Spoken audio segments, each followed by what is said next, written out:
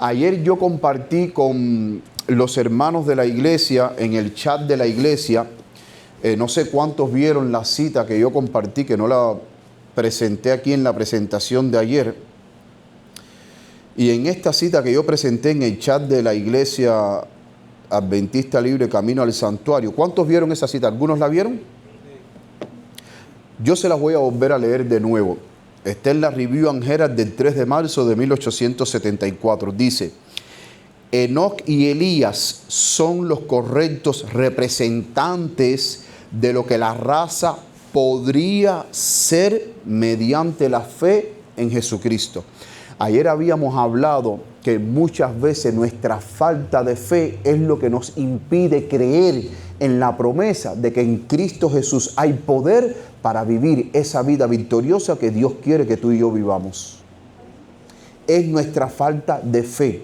De hecho, me comprometo que en otro momento voy a compartir con el chat de la iglesia la cita donde la mensajera del Señor dice que aquel que no tiene la suficiente fe para creer de que Dios lo puede guardar sin pecado, dice, no tiene la suficiente fe entonces para poder entrar en el reino de los cielos. Si usted no cree de que Dios a usted lo puede guardar del maligno, entonces usted no tiene la suficiente fe que le va a dar entrada al reino de los cielos. Es nuestra falta de fe lo que muchas veces se imposibilita de que el brazo poderoso de Dios se extienda sobre usted para que Dios pueda derramar sobre usted las bendiciones que Él desearía derramar a diario sobre su vida y sobre su familia. Sigue diciendo: Satanás se veía grandemente perturbado porque estos hombres nobles y santos, ¿cómo eran Enoc y Elías? Nobles y santos. Dice, se mantenían inmaculados en medio de la corrupción. ¿Qué significa la palabra inmaculado?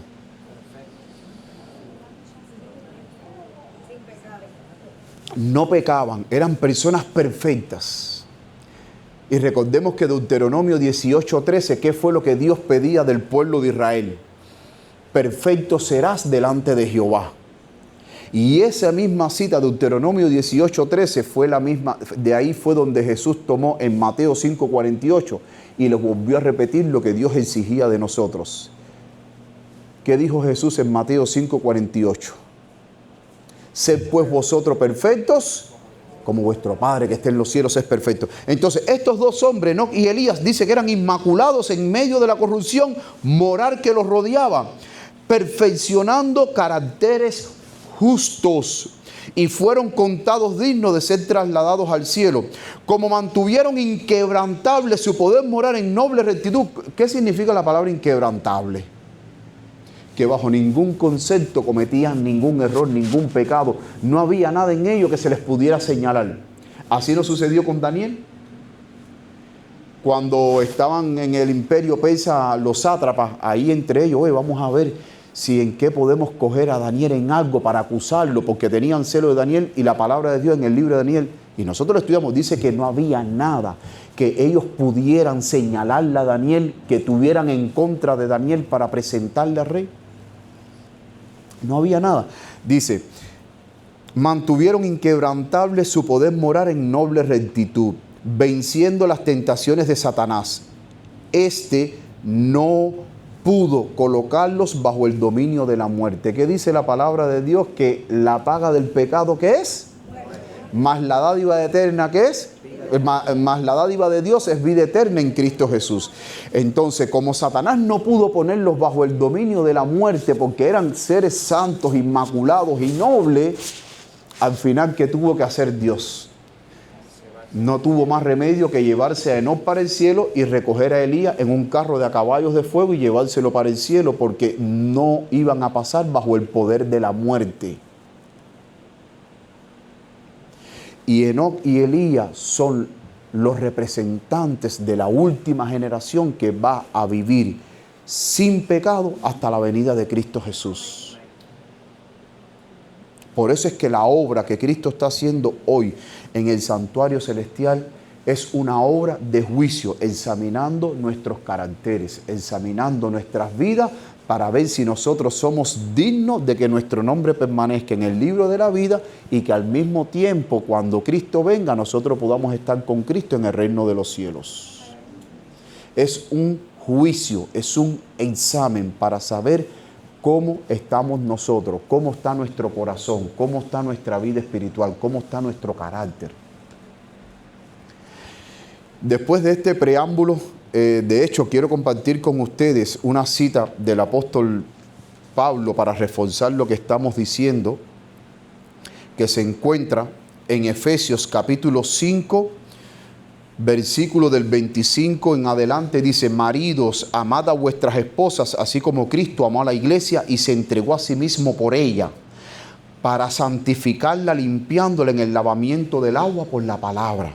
Y el versículo 27 dice: para presentársela gloriosa para sí. ¿Qué es lo que Cristo quiere presentarle al Padre? Dice: una iglesia que no tuviese mancha, ni arruga, ni cosa semejante, sino que fuese santa y sin mancha. Esa es la iglesia que Cristo va a presentar al Padre cuando Él venga a buscarnos por segunda vez. Por eso es que es muy importante que cada día, por medio del poder del Espíritu Santo, vivamos en victoria, consagremos nuestras vidas cada día al Señor, dándonos su poder, para que así cada día nuestras vidas puedan brillar para Cristo Jesús y nuestras vidas van a ser completamente diferentes, pero victoriosas en Cristo Jesús. De hecho, también lo corrobora 1 Tesalonicenses 5:23. Miren lo que dice en 1 Tesalonicenses 5:23. Este fue un texto que yo usé en la predicación de la semana pasada en mi iglesia. Dice: y el mismo Dios de paz os santifique enteramente. Y ayer habíamos hablado que la santificación incluye tres cosas, tres dimensiones. Que todo vuestro espíritu, alma y cuerpo. Espíritu, ¿a qué se está refiriendo? A la parte moral, la parte espiritual. Alma se refiere a nuestra mente, nuestro corazón, porque de aquí es donde salen las buenas ideas o las malas ideas. Y nuestro cuerpo. Nosotros también le damos gloria a Dios a través de nuestro cuerpo, la manera en que vestimos, la manera en que hablamos, la manera en que comemos. Es muy importante para mantener un cuerpo sano, porque nuestro cuerpo es templo del Espíritu Santo. Y dice: y que todo vuestro espíritu y alma y cuerpo sean guardados. ¿Cómo? Irreprensibles. ¿Hasta cuándo? Para la venida de nuestro Señor Jesucristo. Tenemos que nuestro espíritu, alma y cuerpo mantenerlo irreprensibles. Y la santificación incluye esas tres dimensiones.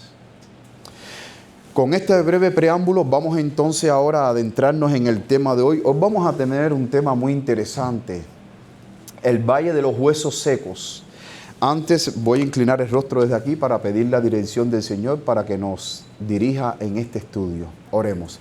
Querido Padre que estás en los cielos, te pedimos una vez más que tú nos dirijas ahora en este estudio de tu palabra, Señor. Al abrir tu palabra, permite que tú nos puedas hablar a través de ella, Padre. Y permite que tu Espíritu Santo pueda moverse con poder en este lugar, trayendo bendición, trayendo paz, trayendo prosperidad, trayendo sanidad física, sanidad mental, Señor, trayendo también tu amor sobre nuestros corazones. Quédate en medio nuestro, Padre querido, ya que te lo imploramos en el nombre de Jesús. Amén.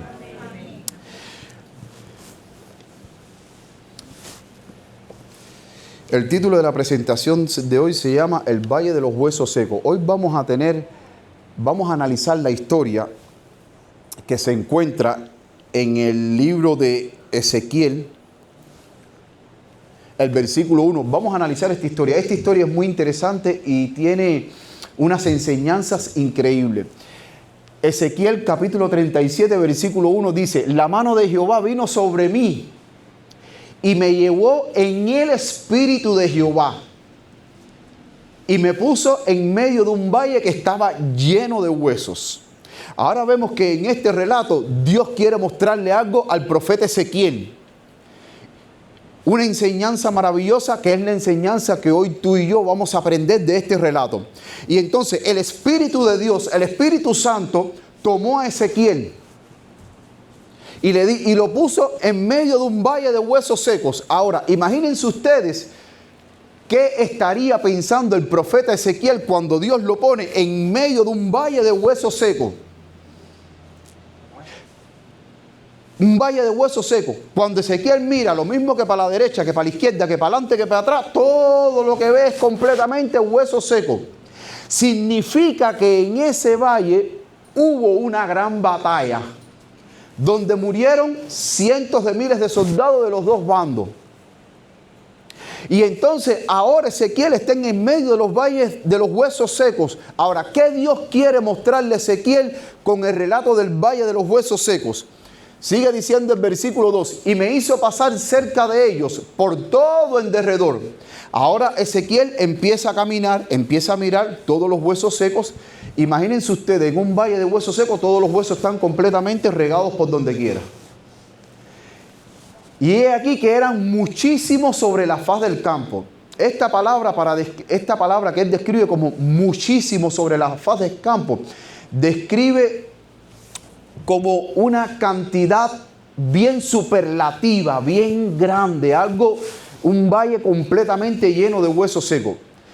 Y él dice, y por cierto, secos en gran manera. Significa que cuando él dice secos en gran manera, era que llevaban tiempo esos huesos ahí. Bien secos. O sea que la batalla no había sido la semana pasada, porque no habría tiempo de descomponerse todo el cuerpo completo y que se quedara solamente los huesos bien secos. O sea, cuando dice que los huesos estaban bien secos, era que llevaban tiempos y tiempos, no sabemos cuánto, pero estaban completamente secos. Hubo una gran batalla, se enfrentaron dos ejércitos ahí, murieron tanto por un bando como por el otro. No sabemos cuál fue el bando ganador, pero al final los huesos estaban completamente secos.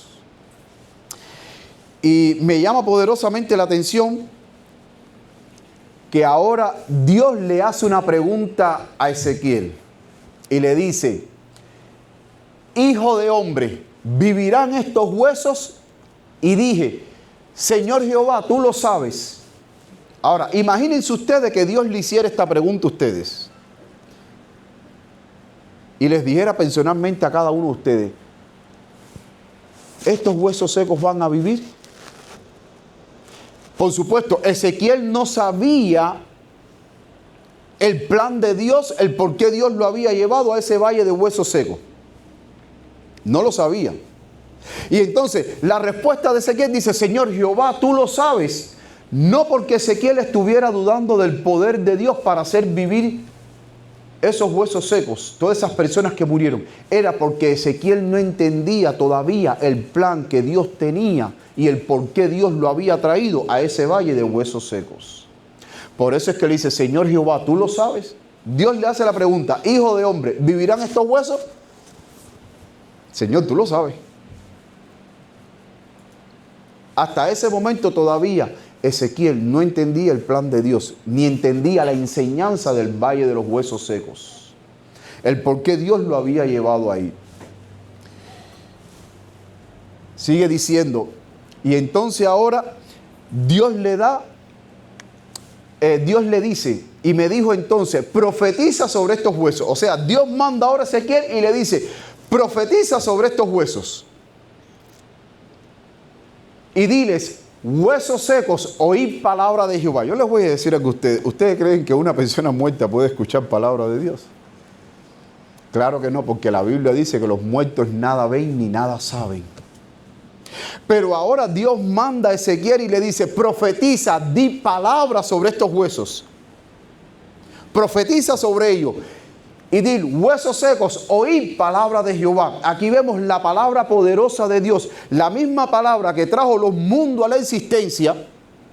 Ahora esa poderosa palabra creadora va a hablarle a los huesos.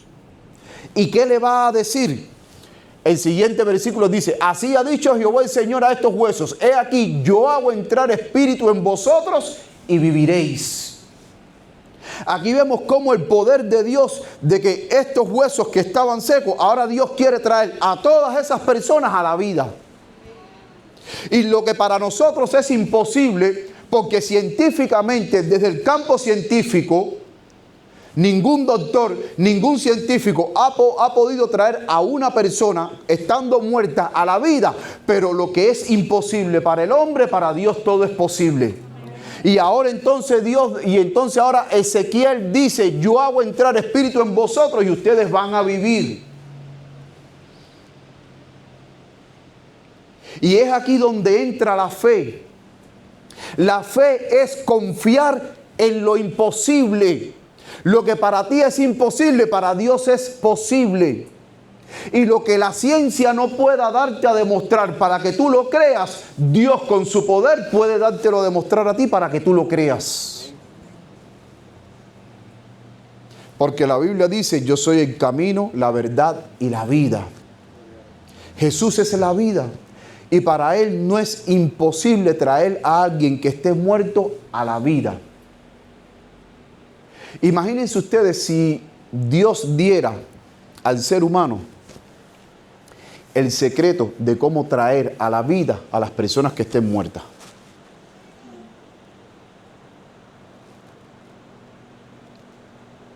Entonces el hombre llegaría a ser como Dios. Y muchas veces Dios nos ha dado dones a nosotros, que muchas veces nosotros, en vez de usar esos dones para el bien, muchas veces lo utilizamos para el mal. ¿Sí o no?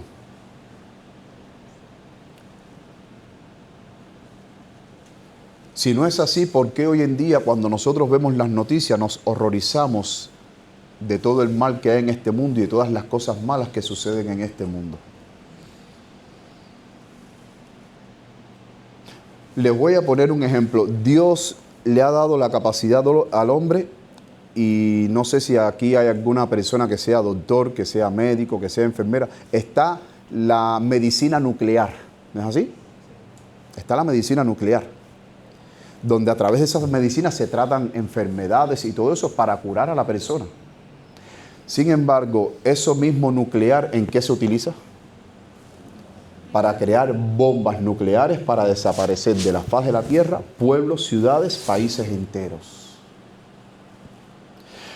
Porque como nuestro corazón está inclinado a lo malo, muchas veces los dones que Dios nos da los utilizamos para el mal y no para el bien. Si Dios a nosotros nos diera la capacidad y el secreto de traer personas a la vida, ¿qué no sería capaz de que entonces el día de mañana apareciera un loco y quisiera traer a la vida a Adolfo Hitler?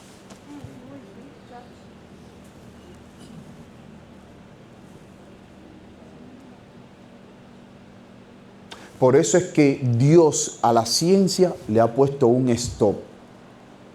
En el sentido que la ciencia, sí, cada día hay hombres brillantes que descubren medicina, que descubren curas para tratar ciertos tipos de enfermedades, pero siempre Dios pone un stop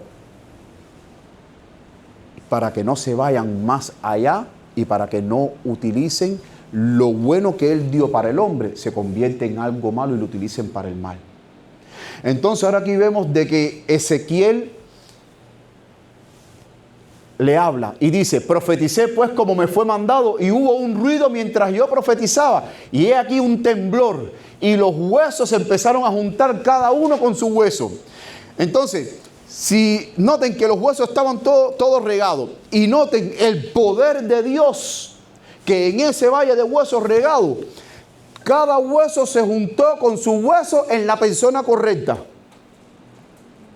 No que el hueso mío fue para el de Ronnie y el de Ronnie fue para el mío. No, el mío fue para el mío y el de Ronnie fue para el de Ronnie. Y entonces cada hueso se empezaron a juntar. Hubo un gran temblor. Se empezaron a juntar todos los huesos. Ya estaban todos los huesos juntados. Y dice, y miré, y he aquí que tendones sobre ellos, y la carne subió, y la piel cubrió por encima de ellos, pero no había en ellos espíritu. Noten que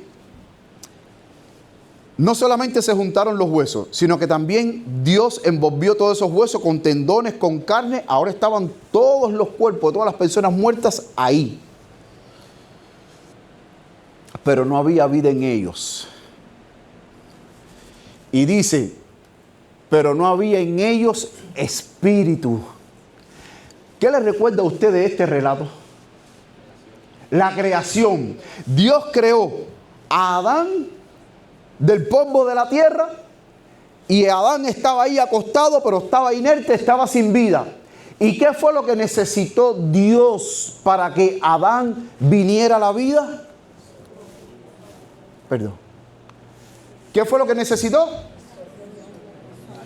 Dice Génesis 2:7, entonces Jehová Dios formó al hombre del polvo de la tierra y sopló en su nariz aliento de vida y fue el hombre un ser viviente. O sea, ahora estaban todos estos cuerpos muertos ahí, pero se necesitaba algo, el aliento de vida. ¿Estaban muertos? Sí, estaban muertos. Pero necesitaban el aliento de vida para venir a la vida. Ahora, vamos a ver la primera enseñanza de esto, ¿qué representa el Valle de los Huesos Secos? Dice aquí la Review and Herald del 17 de enero de 1893, dice, las almas de aquellos a quienes deseamos salvar son como la representación que Ezequiel vio en visión. Un valle de huesos secos, están muertos en delitos y pecados. ¿Qué representa el Valle de los Huesos Secos? Las personas que están alejadas de Dios, que no tienen a Dios, que viven muertos en delitos y pecados.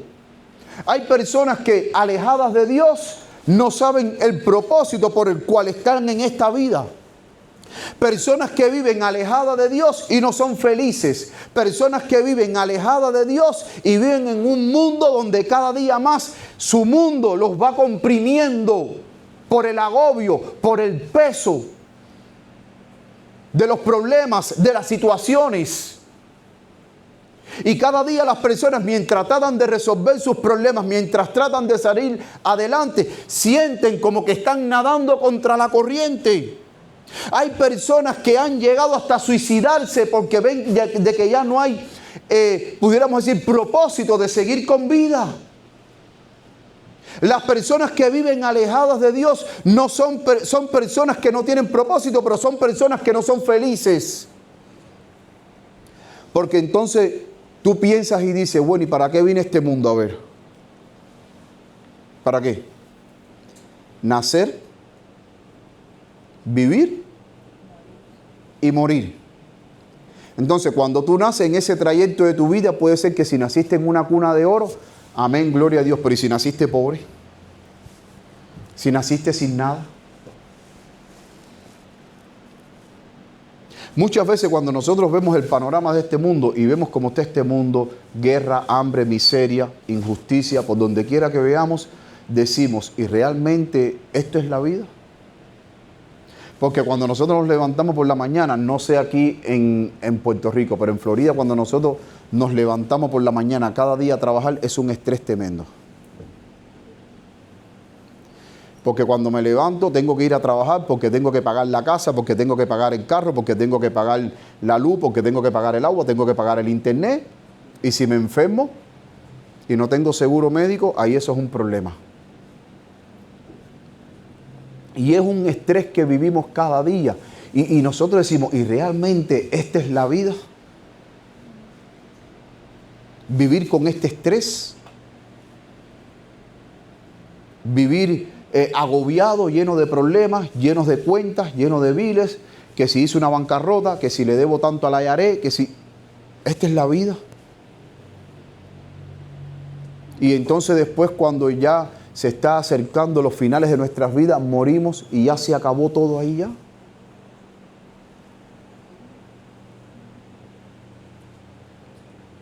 Y muchas veces cuando uno llega ya al final de sus días, hay personas que mueren de viejo, hay personas que mueren de joven, pero cuando miran para atrás y hacen una retrospectiva de su vida, ¿cómo fue su vida?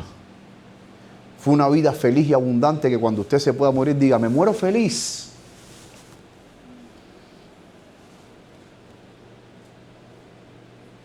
Nadie se muere feliz. Porque ni aún el ser humano aceptamos la muerte. Esas personas que ustedes dicen, ay, no te preocupes, que el día que yo me muera me moría, eso es mentira. Eso es mentira. Porque el ser humano no está preparado para morir. el ser humano no acepta la idea de que cuando muere ya su vida completamente ahí acabó, y la incógnita que le quedan a las personas cuando se van acercando a la muerte es ¿qué hay después de la muerte?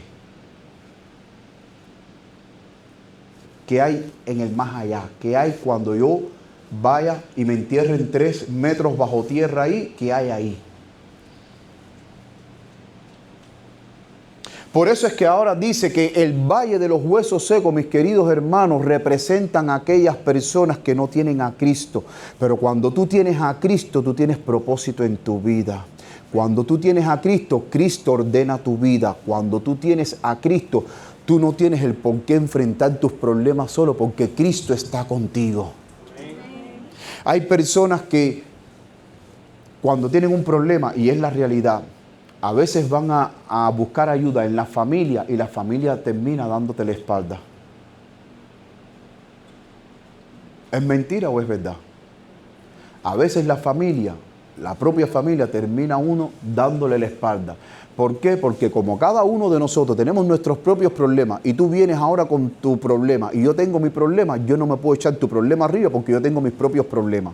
Y yo no puedo ayudarte a ti a resolver tus problemas cuando los míos yo estoy pensando cómo resolverlos. Yo estoy pensando cómo resolverlos. Y a veces nuestras propias familias nos dan la espalda. A veces hasta nuestros amigos nos dan la espalda. Pero la palabra de Dios dice que en el Dios que yo creo que es un Dios real y personal, que se acerca a cada uno de nosotros, si así tú lo deseas, es el Dios que viene a auxiliarte. Es el Dios que te dice, tú no estás solo, yo voy a caminar contigo y tú vas a ver cómo cada problema, Dios va a ir abriendo las puertas para que esos problemas en el nombre de Cristo Jesús se resuelvan. Sigue diciendo, están muertos en delitos y pecados, pero Dios quiere que tratemos con ellos como si estuvieran vivos. Si se nos planteara la pregunta, hijo de hombre, ¿podrán vivir estos huesos? Nuestra respuesta solo sería la confesión de ignorancia. Señor, tú lo sabes. A todas luces no hay nada que nos lleve a esperar su restauración. Sin embargo, la palabra de la profecía debe ser pronunciada incluso a aquellos que son como los huesos secos en el valle. De ninguna manera debemos dejarnos disuadir de cumplir nuestra comisión por la apatía. La iglesia tiene una obra que hacer. Y es la obra de ir a predicar al mundo. Es la obra de ir y abrazar este mundo y decirle a este mundo, Cristo te ama, Cristo viene pronto, prepárate. Porque aquellos que no están en Cristo Jesús son como el valle de los huesos secos. Dice, la torpeza o la falta de percepción espiritual en aquellos sobre quienes se hace actuar la palabra de Dios. Debemos predicar la palabra de vida a aquellos que podamos juzgar como sujetos tan desesperanzados como si estuvieran en sus tumbas.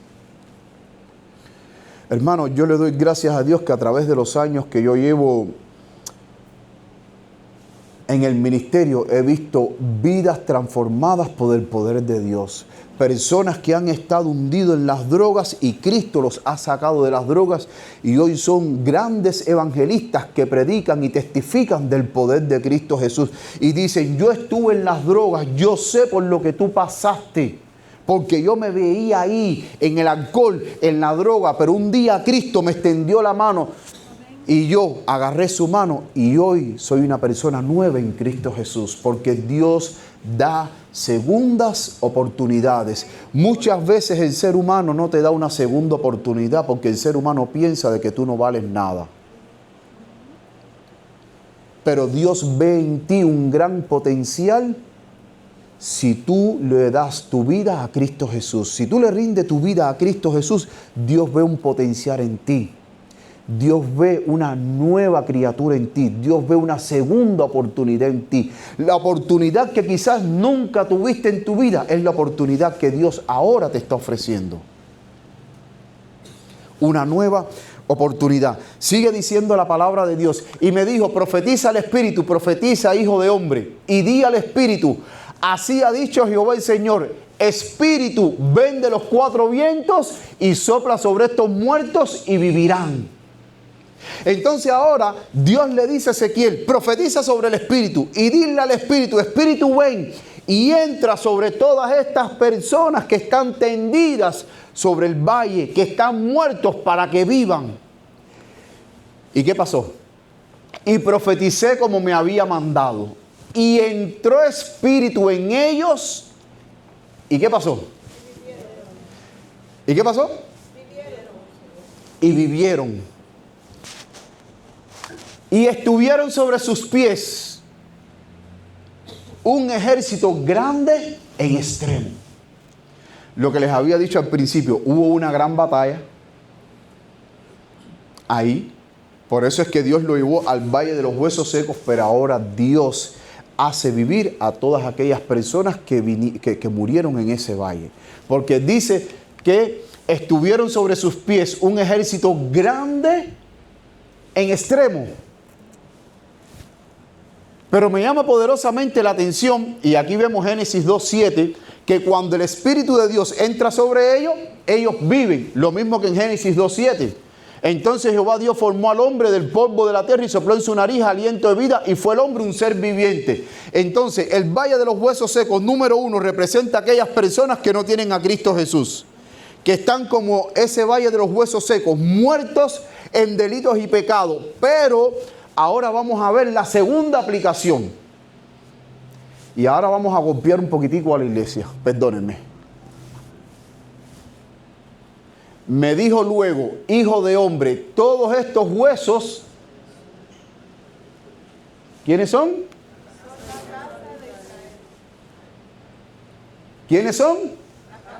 Son la casa de Israel. He aquí, ellos dicen, nuestros huesos se secaron y pereció nuestra esperanza y somos del todo, ¿cómo? Destruidos. O sea, enseñanza número 1, el valle de los huesos secos representa a aquellos que están fuera de la iglesia, que no tienen a Cristo. Pero número 2, representa ahora a los que están en la iglesia, pero están muertos. Pero ¿cómo es posible que yo esté en la iglesia y que yo esté muerto? Porque esos huesos secos estaban muertos. No había en ellos vida. Mis hermanos, ¿qué fue lo que tuvo que suceder para que esos muertos vinieran a la vida después que se unieron todos los huesos, que hubo tendón, que hubo carne, estaban ahí? ¿Qué era lo que faltaba? El Espíritu. Y cuando el Espíritu vino, ¿qué fue lo que pasó? Vinieron a la vida. Entonces ahora Dios está diciendo, la casa de Israel. ¿Quién es la casa de Israel? Nosotros, el pueblo de Dios. No digan el pueblo de Dios ellos. Digan, yo soy la casa de Israel, porque yo soy parte del pueblo de Dios. Ahora Dios me dice, ustedes están muertos.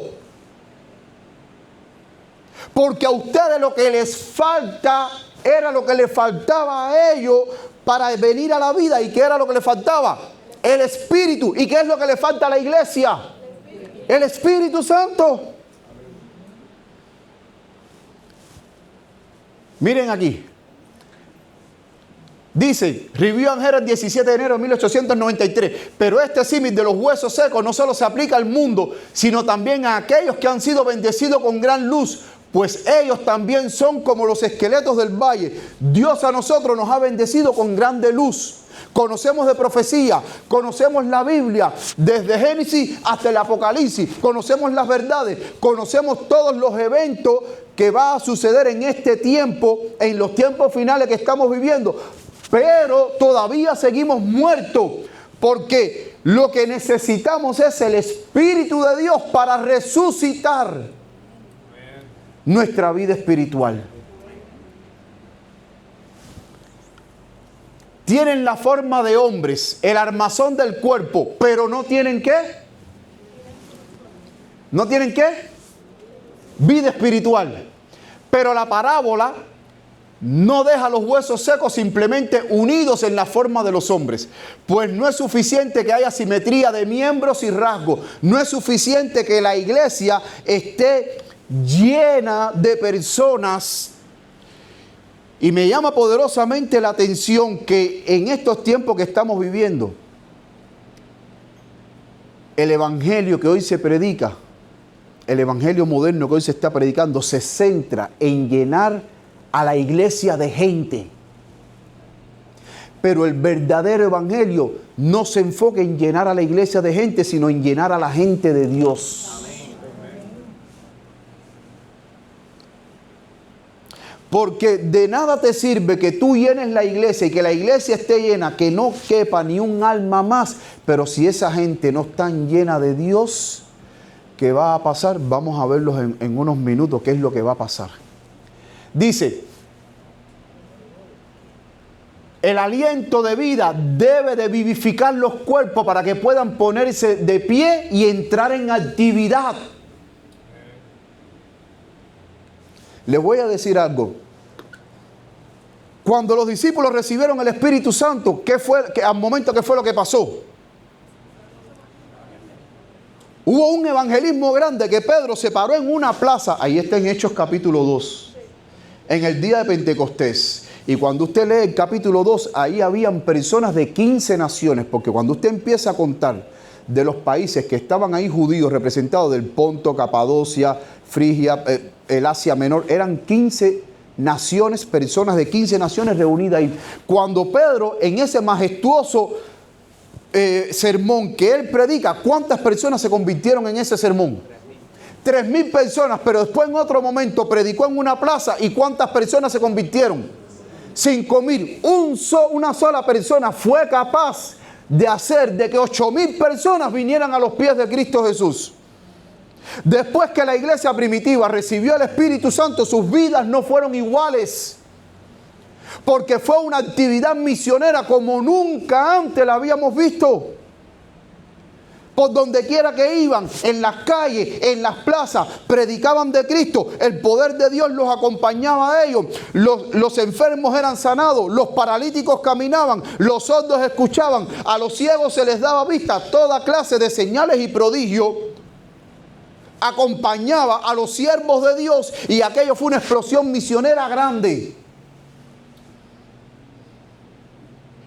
Porque estaban llenos del Espíritu de Dios. Y entonces ahora ella dice que el aliento de vida, el Espíritu Santo, debe entrar a mi vida, debe entrar a la iglesia para que nos podamos poner en pie y en actividad.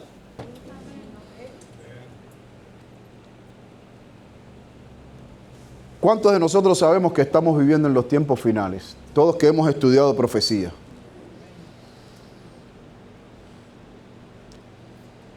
Y si sabemos que estamos viviendo en los tiempos finales, ¿por qué hoy no somos más activos en el evangelismo para advertirle a la gente de las cosas que van a venir y suceder?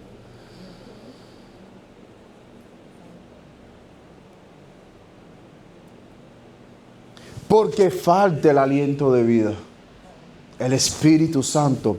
Dice, estos huesos representan la casa de Israel, la iglesia de Dios. Y la esperanza de la iglesia es, ¿qué cosa? La influencia vivificante del Espíritu Santo. El Señor debe soplar sobre los huesos secos para que vivan. Dios necesita soplar sobre esta iglesia para que esta iglesia viva. Dios necesita soplar en mi vida para que yo pueda vivir. Y quizás ustedes dirán, pero pastor, yo lo veo a usted vivito y coleando. Sí, ustedes me ven vivito y coleando, pero espiritualmente yo estoy muerto.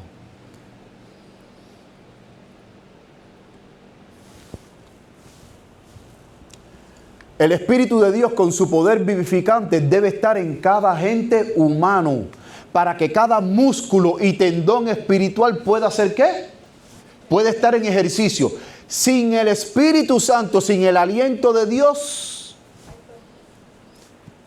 hay dos cosas muy importantes. ¿Qué es lo que hay? Torpeza de conciencia y pérdida de la vida espiritual. Y si hay pérdida de la vida espiritual, entonces significa que usted no va a ser salvo. Significa que usted está completamente perdido. Muchos que carecen de vida espiritual tienen sus nombres en los registros de la iglesia, pero no están escritos en el libro de la vida del Cordero. Nos preocupamos porque el hermano Juan Pérez tiene que estar en los libros de la iglesia. Mi mayor preocupación no es estar en el libro de la iglesia. Mi mayor preocupación hoy en día es que mi nombre esté en el libro de la vida. Porque su nombre puede estar en el libro de la iglesia, pero si no está en el libro de la vida, hermano, usted no va a ser salvo. Pueden estar unidos a la iglesia, pero no están unidos al Señor. Usted puede hoy estar aquí, ser cristiano y decir, yo soy cristiano de segunda generación, de tercera generación, de cuarta generación, y no estar unido al Señor.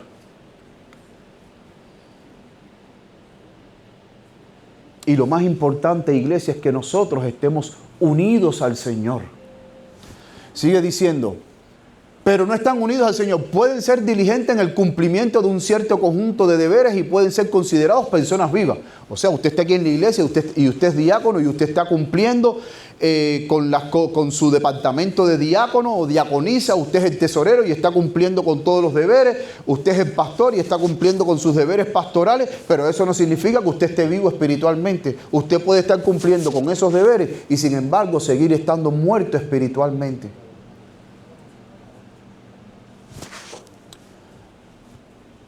Pero muchos están entre aquellos que tienen un nombre que vive y están muertos. ¿Dónde nosotros hemos escuchado esto antes en la palabra de Dios? Un nombre que vive y estás muerto. Apocalipsis 3:1 dice, escribe al ángel de la iglesia en Sardis, el que tiene los 7 espíritus de Dios y las 7 estrellas. Dice esto, yo conozco tus obras, que tienes nombre de que vives.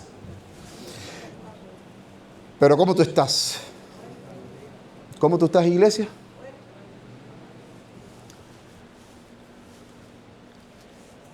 A menos que haya una verdadera conversión del alma a Dios, a menos que el aliento vital de Dios avive el alma a la vida espiritual, a menos que los profesionales de la verdad estén motivados por principios nacidos del cielo, no han nacido de la semilla incorruptible que vive y permanece para siempre, a menos que confíen en la justicia de Cristo como su única seguridad, a menos que imiten su carácter, trabajen en su espíritu, están desnudos. Si no imitamos el carácter de Cristo, si no buscamos del poder de Cristo, si no buscamos esa santidad de Cristo, si no estamos unidos a Cristo para ir a la par con esa obra que está haciendo en el santuario celestial, estamos completamente desnudos. En pocas palabras, estamos perdiendo el tiempo en la iglesia. Y yo creo, mis queridos hermanos, que el tiempo que estamos viviendo no podemos estar perdiendo el tiempo. Porque tiempo que tú pierdes, tiempo que no regresas. ¿Qué día estamos hoy? ¿4 de qué? ¿De qué año? El tiempo que tú pierdas hoy no va a venir otro 4 de abril del 2026. Porque si Dios nos permite, vamos a estar el siguiente año, el 4 de abril, si Dios nos da vida, pero del 2027. Pero no el 4 de abril del 2026, porque el día de hoy, después que pase, no vuelve más. Y por eso el tiempo que estamos viviendo es un tiempo completamente precioso, donde cada minuto, segundo, hora, día, hay que aprovecharlo para vivir para la gloria y la honra de nuestro Señor Jesucristo. Porque hoy tú estás aquí. Y de hecho dicen los psicólogos que el mañana no existe. ¿Sí o no? ¿El mañana existe o no existe? Todavía no ha llegado. ¿Saben por qué los psicólogos dicen que el mañana no existe? Porque qué seguridad tú me das a mí de que mañana tú vas a amanecer vivo. Vamos a simplificarlo un poquitico más. Miren. Los psicólogos dicen que mañana no existe, ¿no es así? Ahora, yo te digo a ti, ¿qué seguridad tú me das que a la tarde tú vas a estar con vida?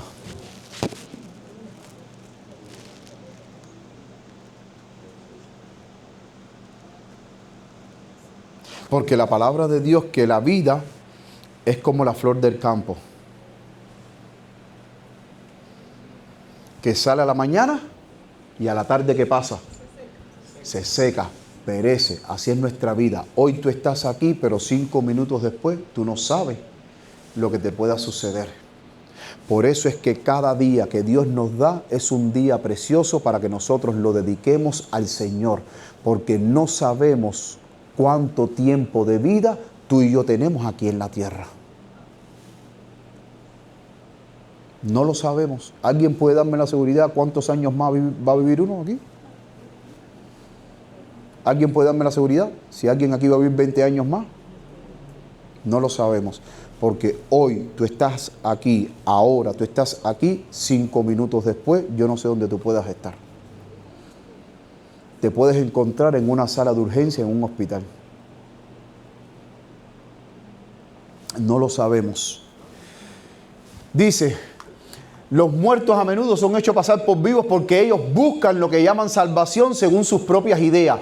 No tienen a Dios obrando en ellos para querer y hacer su buena voluntad. Esta clase está bien representada por el valle de hueso seco que vio Ezequiel en visión. Querida iglesia, si la iglesia de Cristo quiere ser una iglesia victoriosa, la iglesia de Cristo tiene que pensar más en cómo yo puedo recibir el poder del Espíritu Santo, porque se nos ha prometido. La palabra de Dios dice que antes que la gracia se cierre, el mundo una vez más va a temblar con el poder del Evangelio. Eso está escrito en Apocalipsis 18, del 1 al 4. Dios va a investir a su iglesia con poder. Y la iglesia una vez más va a dar el último mensaje de misericordia con poder. Pero nosotros tenemos que estar preparados para recibir ese poder. Por eso es que ayer nosotros hablábamos que la obra que Cristo está haciendo en el santuario celestial, purificando al pueblo de Dios, esa purificación es para que tú recibas el poder, porque el Espíritu Santo no va a venir a ti teniendo tú tu corazón lleno de la basura terrenal de este mundo. El Espíritu Santo no va a venir a ti tú viviendo una vida de pecado. Porque el Espíritu Santo quiere darte poder para que tú representes el verdadero carácter de Cristo a este mundo caído. Pero para que tú lo representes, tú tienes que haber purificado tu vida y tu cuerpo estar listo, tu vida estar listo para recibir ese poder. Y cuando tú lo recibas, entonces el mundo va a volver a temblar.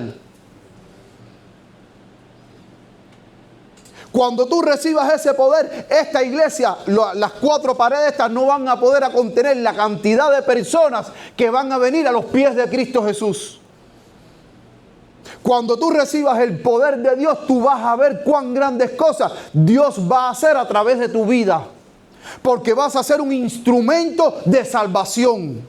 Y a través de ti, muchísimas personas cuando se encuentren contigo en el reino de los cielos, te van a agradecer y te van a decir, gracias por haberme predicado el Evangelio, porque por ti hoy estoy aquí. Porque si no fuera por ti, estuviera perdido. Pero por ti, hoy tú y yo estamos aquí. Miren esta cita. Esta cita ahora es para mí. Esto no es para ustedes, esto es para mí. Para mí. Charles Spurgeon, en su libro Si mi pueblo ora. ¿Saben que alguien conoce a Charles Spurgeon? ¿Ha oído hablar? Charles Spurgeon, ministro bautista, maravilloso. Tiene unos libros que me encantan. De hecho, no sé cuántos ustedes han visto. Puede ser que lo habrán visto en las redes sociales. Charles Spurgeon. Ustedes han leído en las redes sociales la famosa frase que dice que llegará un día que en vez de haber pastores alimentando a las ovejas, habrán payasos entreteniendo las cabras. Esas son citas, hermanos que han puesto esas citas en las redes sociales. Es de él. Esa cita es de él. Dice, llegará un día en que en vez de haber pastores alimentando a las ovejas, habrán payasos entreteniendo a las cabras. Yo creo que a pocas palabras, buen entendedor. Miren lo que dice Charles Spurgeon, y esto es para mí, porque ahora él me está hablando a mí, no a ustedes, es a mí. Dice, si no tenemos el Espíritu de Dios, ¿qué sería mejor? Sería mejor cerrar las iglesias, poner candado a las puertas, colocar una cruz negra sobre ellas y decir, Señor, ten misericordia de nosotros. Cuando Cristo ascendió al reino de los cielos, Cristo no le dijo a sus discípulos en el Monte de los Olivos, ahora cuando yo ascienda, salgan por ahí a predicar el Evangelio. ¿Qué fue lo que les dijo Cristo? Vayan a Jerusalén y quédense allí hasta que reciban, ¿qué cosa? La promesa, ¿de qué? Del Espíritu Santo. Y entonces mismo Jesús dijo, y cuando ustedes reciban el poder del Espíritu Santo, entonces ustedes me seréis testigos no antes de recibirlo. Él dijo, ustedes me van a ser testigos después que reciban el poder del Espíritu Santo. Y dice, y me seréis testigos en toda Judea, Jerusalén, Samaria, ¿y hasta dónde? Hasta los confines de la tierra. Pero noten que después que Cristo ascendió al reino de los cielos, ellos no salieron a predicar. Ellos dijeron, vamos a Jerusalén y vamos a orar por este poder, porque si queremos ser efectivos en la evangelización, necesitamos este poder, como dijo el maestro. Por eso fue que Cristo dijo, no vayan a evangelizar, porque sabía que si evangelizaban sin el poder del Espíritu Santo, iban a fracasar. Por eso le dijo, primero reciban el poder del Espíritu Santo y después salgan. Dice, si sus ministros, ay de mí, no tienen el Espíritu de Dios,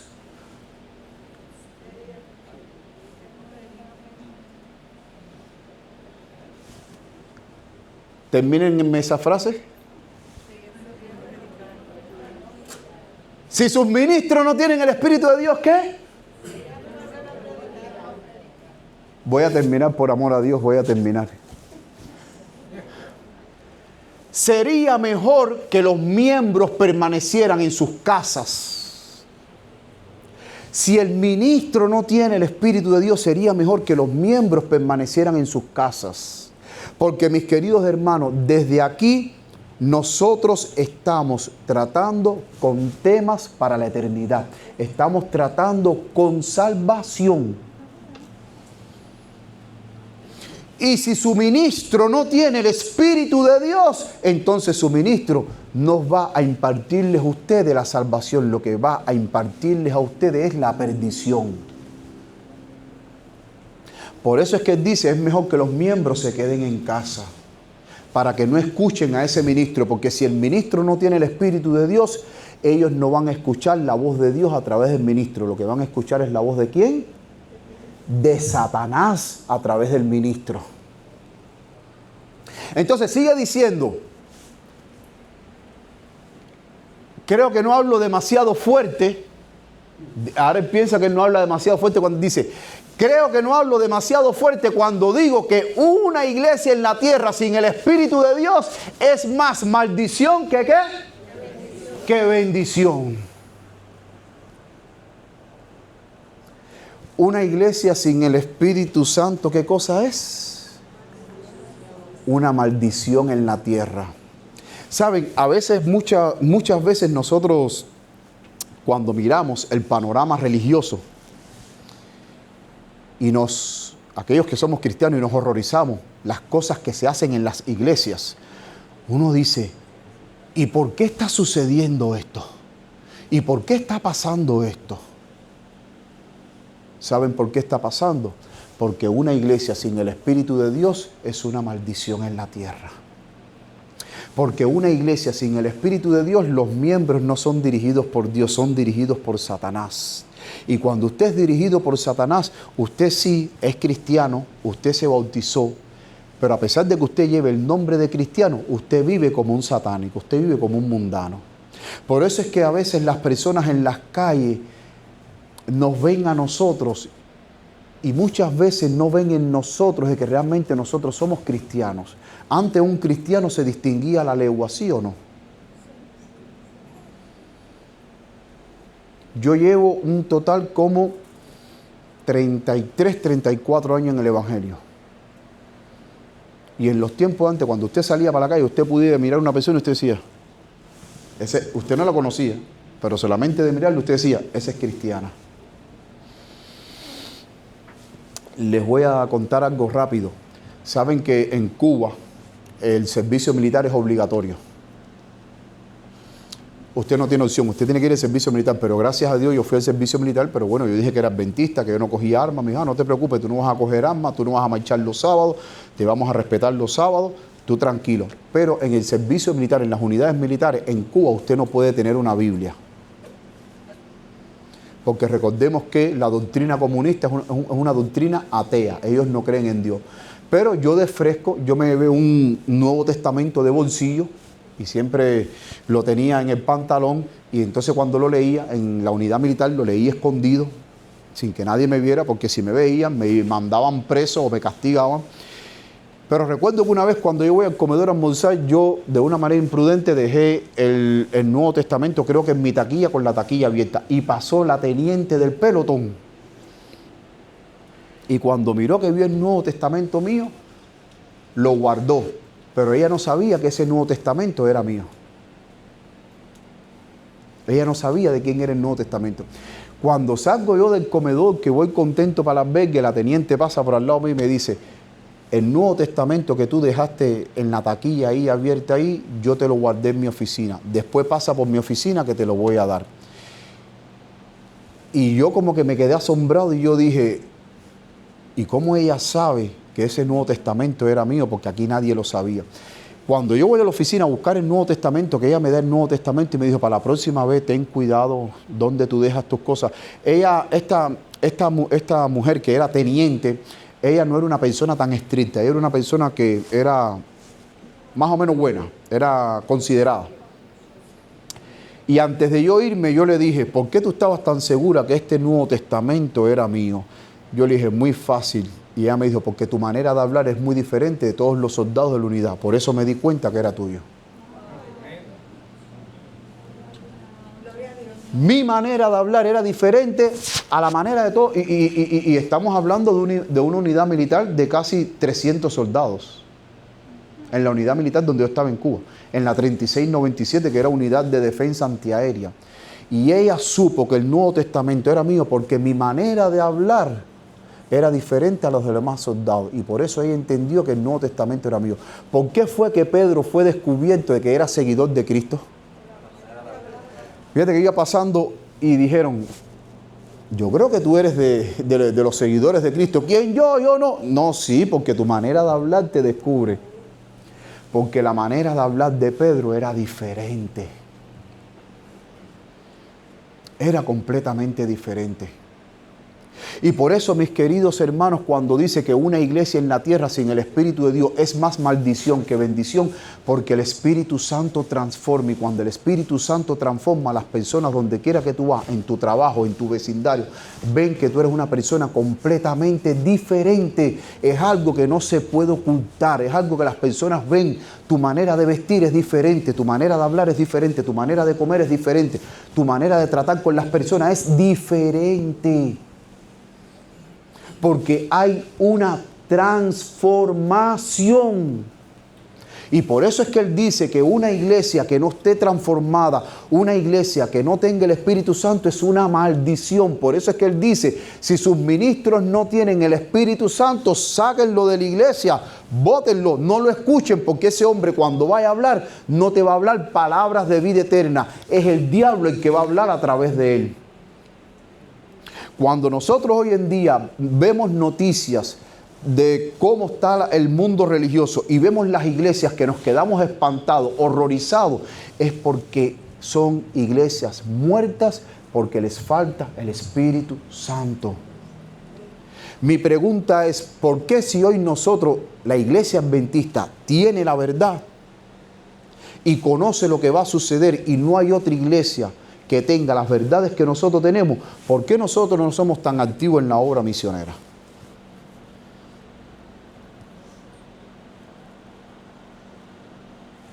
¿Por qué nosotros no somos tan activos en la obra misionera?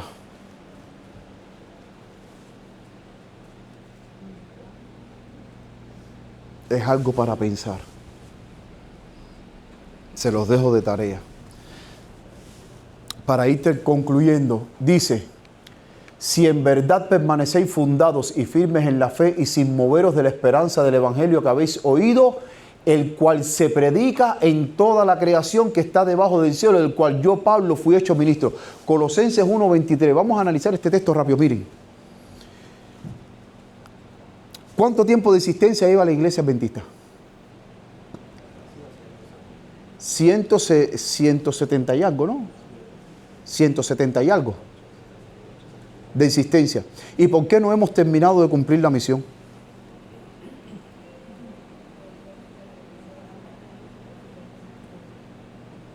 Ahora, miren este texto. Yo quiero que se enfoquen en la parte donde dice el cual se predica. En la segunda parte del texto dice el cual se predica, dice la esperanza del evangelio que habéis oído, el cual se predique en toda la creación que está debajo del cielo, del cual yo, Pablo, fui hecho ministro. Miren, la carta a los Colosenses fue escrita en el año 62. ¿No es así? Fue escrita en el año 62. En el año 31, cuando Cristo asciende al reino de los cielos, Cristo envía la promesa del Padre, el Espíritu Santo. Desde el año 31 hasta el año 62, ¿cuántos años van? 31. 31 más 31 es 62. Entonces, ¿cómo usted me explica a mí que en 31 años los apóstoles, los discípulos de Cristo, fueron capaces de llevar el evangelio, donde dice Pablo aquí que el evangelio se predica en toda la creación que está debajo del cielo, dando a entender que lo que ellos conocían como mundo, en 31 años el mundo fue evangelizado? No había internet, no había carro, no había avión. Yo para venir para acá volé, el vuelo fue 1 hora y 57 minutos. Imagínense ustedes, si Pablo tuviera que salir de la Florida para acá en barco, ¿cuánto no se iba a demorar? Y si lo cogía un mal tiempo, se demoraba más todavía. Entonces, hoy tenemos internet, hoy tenemos casa publicadora, hoy tenemos las ventajas para terminar el evangelio y no lo hemos terminado, pero ellos en 31 años, lo que se conoce como mundo, en aquel entonces ellos habían predicado. El evangelio estaba completamente predicado, hermanos. Hoy en día nosotros, para hacer una campaña evangelística, por ejemplo, decimos, vamos a hacer una campaña evangelística y queremos que hayan alrededor de 300 o 400 personas. Entonces a esa hora nos sentamos a calcular. Tenemos que rentar un teatro. ¿Cuánto es? Tanto. El sonido, tanto. Traer el evangelista de no sé dónde para que predique, tanto. ¿Quién va a ser el maestro de ceremonia? ¿Quién va a dirigir canto? ¿Quién va a dirigir la oración? ¿Quién va a tener esto? La logística de transporte, por si en algún caso quizás algún hermano no se pueda mover, a irlo a buscar. Entonces, nosotros cuando hacemos planes evangelísticos, nosotros hacemos cálculo como de una manera empresarial. ¿No es así? Porque todo es dinero. ¿Cómo ustedes me explican que ellos sin dinero en 31 años predicaron el evangelio a toda la creación debajo de la tierra? Porque la carta de los Colosenses fue escrita en el año 62 y en el año 31 ellos recibieron el Espíritu Santo. 31 años después ya ellos habían terminado ya. ¿Cómo usted me explica eso? Si yo quiero ahora ir a San Juan, ¿no? San Juan, ¿a cuántas horas está San Juan? A 2 horas. Si yo quiero ir ahora a San Juan, yo cojo mi carro y en 2 horas estoy en San Juan para predicar. Pero en los tiempos de Pablo, si Pablo viviera aquí y quería ir a San Juan, tenía que ir caminando hasta San Juan. Si se encontraba una carreta con caballo por el camino que le quisiera dar un aventón, ahí se montaba, pero si no, tenía que ir caminando. En aquellos tiempos ellos caminaban.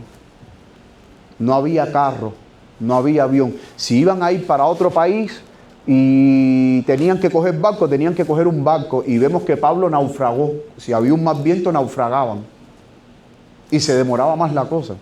Entonces, ¿cómo es posible que en 31 años ellos terminaron?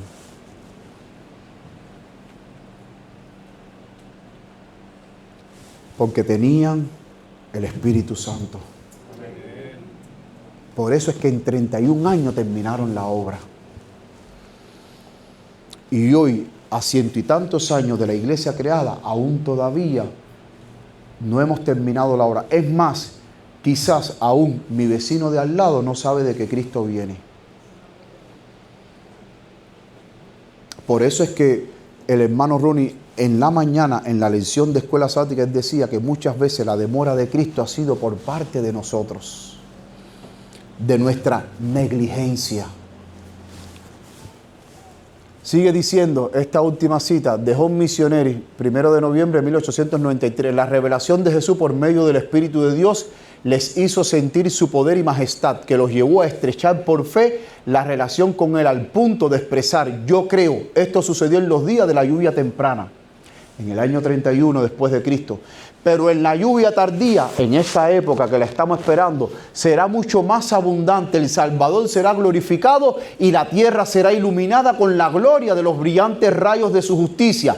Él es la fuente de la luz, y la luz procedente de los portales entreabiertos han estado brillando sobre el pueblo de Dios para que puedan exaltar su glorioso carácter delante de los que aún permanecen en la oscuridad. ¿Saben ustedes? Y ahora les voy a decir el secreto. ¿Saben ustedes por qué en 31 años los discípulos terminaron el Evangelio? ¿Saben por qué? Ellos recibieron el Espíritu Santo, ¿no es así?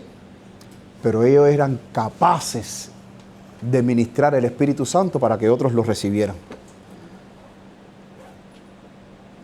En el capítulo 8 del libro de los Hechos, Felipe va a predicar a Samaria. Hace grandes milagros, las personas creen y se bautizaron. Eso después se los dejo para que lo lean en casa. Y después que en Samaria fue recibido el Evangelio, ahí en el capítulo 8, creo que a partir del versículo 10 en adelante, dice que Pedro y Juan fueron a Samaria para ver la obra que Felipe había hecho en Samaria. Y cuando llegaron dijeron, ¿fueron bautizados? Sí, fuimos bautizados. ¿Recibieron el Espíritu Santo? No hemos recibido nada. ¿Cómo que ustedes no recibieron el Espíritu Santo? ¿Y qué fue lo que sucedió? Vamos a ver qué dice Hechos capítulo 8. Miren qué fue lo que sucedió.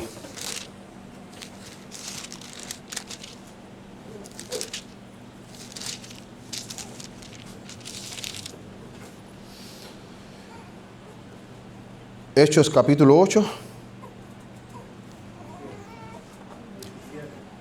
Dice así la palabra de Dios a partir del versículo 15. Y quienes habiendo descendido oraron por ellos para que recibiesen el Espíritu Santo, porque aún no había descendido sobre ninguno de ellos, sino que solamente habían sido bautizados en el nombre del Señor. Entonces, versículo 17, les impusieron las manos. ¿Y qué pasó? ¿Qué pasó? Recibieron el Espíritu Santo. Ahora, una vez que ellos recibieran el Espíritu Santo, toda esa ciudad de Samaria, ¿qué iban a hacer ellos? Iban también a salir como fuego en el rastrojo a ganar a cientos de personas más, porque todos habían recibido el Espíritu Santo. Y por eso fue que en 31 años ellos llegaron a predicarle al mundo entero. Y eso va a suceder en el tiempo del fin. Imagínense ustedes, les voy a poner un ejemplo. En el tiempo del fin recibimos el Espíritu Santo. La hermanita Nilda va para una plaza aquí cerca y empieza a predicar. Y a través de ella se empieza a manifestar el poder de Dios. Y entonces empieza a sanar enfermos, empieza a hacer curaciones milagrosas. Y entonces ahí alrededor de la hermanita Nilda hay 100 personas escuchándola. Y entonces la hermanita Nilda las trae para la iglesia. Esas 100 personas se bautizan. Y cuando se bautizan esas 100 personas, que ahí vemos a Ronnie el día entero bautizando en un río, esas 100 personas, Ronnie dice ahora van a recibir el Espíritu Santo. Vamos a orar. Y cuando Ronnie les impone las manos, que reciben esas 100 personas el Espíritu Santo, cuando cada persona salga y le predica a 100 más, ¿cuántos nos ganaron en un día? 100 por 100, ¿cuántos son? 10,000 personas. Por eso era que ellos se iban multiplicando grandemente, porque con el poder del Espíritu Santo ganaban cientos de personas. Les imponían las manos sobre ellos, los bautizaban, les imponían las manos sobre ellos, oraban, recibían el Espíritu Santo, y esas 100 personas salían por ahí para allá a conquistar miles de personas más. Eso va a suceder en el tiempo del fin. Por eso es que la mensajera del Señor dice que en el tiempo del fin la obra, cuando desciende el Espíritu Santo, se va a contar en brevedad. Van a ver que no se va a necesitar ni dinero para hacer esto, ni dinero para hacer lo otro, para rentar un teatro. No, cuando salgan por ahí para allá, la obra se va a contar en brevedad, que ustedes van a ver como Puerto Rico va a temblar de un extremo a otro. Sin tener necesidad de dinero, sin tener necesidad de vamos a planificar ni gastar mucho dinero para adiestrar a los hermanitos, para que los hermanitos sepan cómo evangelizar. No. Cuando usted salga por ahí para allá, lleno del poder de Dios, hasta usted mismo se va a asombrar lo que Dios va a hacer a través de usted. Pero lo que falta es el Espíritu Santo, porque recordemos, mis queridos hermanos, que nosotros ¿cómo estamos? Como el valle de los huesos secos. Mis queridos hermanos, si nosotros no sentimos la necesidad de que hoy más que nunca necesitamos ese poder de Dios, nuestras vidas van a seguir como el valle de los huesos secos. Termino diciendo esto. Charles Spurgeon, la cita que yo les presenté a ustedes, Charles Spurgeon una vez se encontró en Francia. Iba a dar un evangelismo en Francia. Iba a evangelizar. Y hubo un periodista que se le acercó y le preguntó y le dijo, ¿qué usted necesita para evangelizar Francia? Imagínense ustedes que ahora un periodista venga a uno de ustedes y que les diga a ustedes, ¿qué ustedes necesitan para evangelizar Puerto Rico? Que ustedes le dijeran. Dinero, transporte, internet, ¿no es así? Porque nuestra mente está adaptada a pensar de una manera empresarial. Dinero, transporte, logística, hoteles para yo alojarme, comida, dinero que me paguen, porque por supuesto si voy a salir a predicar el evangelio necesito dinero para que me paguen, para sostener a mi familia, cosas así. ¿Saben cuál fue la respuesta de Charles Spurgeon? Él dijo, para predicar a Francia necesito algo, necesito solamente 10 personas. Hermano, ¿de qué tamaño es Francia? ¿Y cómo es eso que él necesitaba 10 personas nada más? Él dijo, para evangelizar Francia necesito 10 personas, pero 10 personas con 3 características. Número 1, que sean temerosas de Dios. Número 2, que estén apartadas del pecado. Y número 3, que estén llenas del Espíritu Santo. Y él terminó diciéndole al periodista, y usted va a ver cómo Francia va a temblar. Eso era lo único que él necesitaba para evangelizar Francia. 10 personas. Que estén ¿cómo? Que tengan temor de Dios. Que estén separadas del pecado y que estén llenas del Espíritu Santo. Y él dijo, y ustedes van a ver cómo Francia va a temblar. Y eso es lo que Puerto Rico necesita. Personas que tengan temor de Dios, que estén separadas del pecado y que estén llenas del Espíritu Santo. Y ustedes van a ver cómo Puerto Rico no va a poder contener la gloria de Dios. Esto va a temblar. Y va a temblar en grande. Pero nosotros necesitamos creer en la promesa. Necesitamos entender que estamos muertos, que como cristianos nos creemos que estamos vivos. Conocemos profecía, conocemos la Biblia de arriba abajo, pero nuestra vida espiritual está muerta. Necesitamos el Espíritu Santo. Permite el Señor, mi querida iglesia, que hoy nosotros, de ahora en adelante, podamos buscar ese poder que va a hacer temblar a Puerto Rico. Y ustedes van a ver cuán grandes cosas el Señor va a hacer a través de ustedes. Que el Señor les bendiga, que el Señor les guarde, es mi sincero deseo. Querido Padre que estás en los cielos, te damos muchas gracias, Padre querido, por hablarnos hoy, Señor, a través de tu palabra. Permite, Padre querido, que nosotros podamos sentir esa necesidad, Señor, de que podamos buscar ese poder que nos va a traer vida a nuestras vidas que están muertas, representadas como el valle de los huesos secos, Señor. Reaviva tu iglesia, Señor. Despiértanos ante las cosas que hoy están aconteciendo delante de nuestros ojos. Hoy tu iglesia necesita un despertar.